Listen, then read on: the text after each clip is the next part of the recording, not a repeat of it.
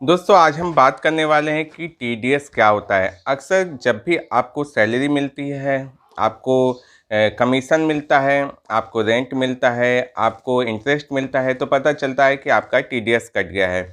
तो ये टीडीएस होता क्या है, चलिए इसे हम डिटेल में समझते हैं। नमस्कार दोस्तों, मैं कुंवर जैन सिंह आपके अपने चैनल फाइनेंस की पाठशाला में आप सभी का स्वागत करता हूँ। यहाँ पर हम फाइनेंस की नॉलेज लेकर फाइनेंशियल फ्रीडम की ओर अपने कदम आगे बढ़ाते हैं। दोस्तों वीडियो शुरू करने से पहले आपसे रिक्वेस्ट करूंगा, वीडियो को लाइक कर दीजिएगा, चैनल को सब्सक्राइब करके बेल आइकन बटन को प्रेस जरूर कर दीजिएगा। तो चलिए शुरू करते हैं।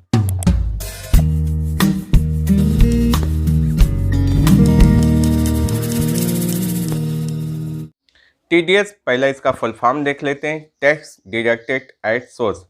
जब भी आपको सैलरी, कमीशन, रेंट, इंटरेस्ट कुछ भी मिलता है तो जिसके माध्यम से आपको मिलता है वो आपको वो चीज़ पेमेंट करने से, अर्थात वो अमाउंट पेमेंट करने से पहले कुछ टैक्स काट कर इनकम टैक्स डिपार्टमेंट के पास जमा कर देते हैं, फिर बाकी अमाउंट आपको पेमेंट करते हैं।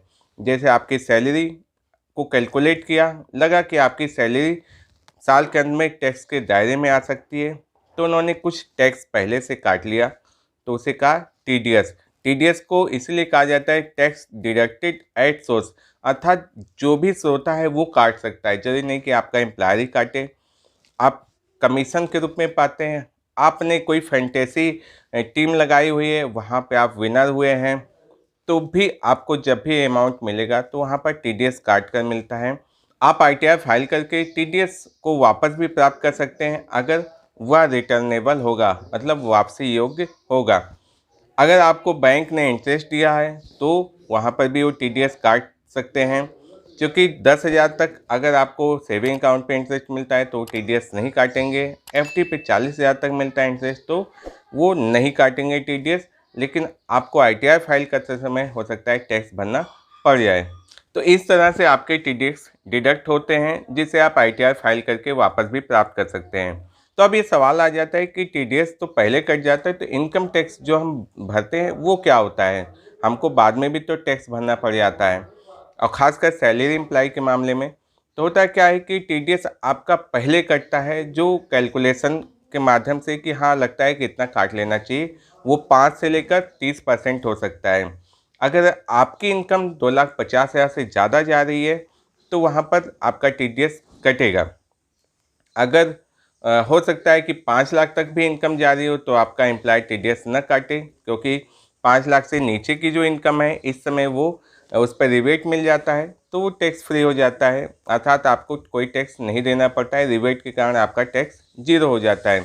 लेकिन कमीशन के मामले में ऐसी बातें नहीं है, वहाँ पर 10 से लेकर 30% तक आपका काटा जा सकता है टीडीएस। आपने फैंटेसी टीम कहीं बनाकर लॉटरी जीती हुई है तो वहाँ पर भी आपका 30% तक टीडीएस काटा जाएगा। इनकम टैक्स में क्या होता है, जब आपका साल का पूरा कैलकुलेशन हो जाता है इनकम का, कैलकुलेशन के बाद जब ये तय होता है कि अब आपका टैक्स इतना बना है, तो वो जो कटौती होती है उसे हम कहते हैं इनकम टैक्स। तो टीडीएस पेमेंट करने से पहले काटा जाता है, सब चीज़ें कैलकुलेट करने के बाद जो टैक्स आता है उसे हम कहते हैं इनकम टैक्स। तो टीडीएस पहले है और इनकम टैक्स बाद में है। तो दोस्तों ये रहा इनकम टैक्स और टीडीएस का अंतर। खास बात, इस वीडियो में हमने टीडीएस के बारे में जाना। ये इन्फॉर्मेशन आपको कैसी लगी? अगर हेल्पफुल लगती है तो अपने दोस्तों रिश्तेदारों के साथ शेयर जरूर कर दीजिएगा।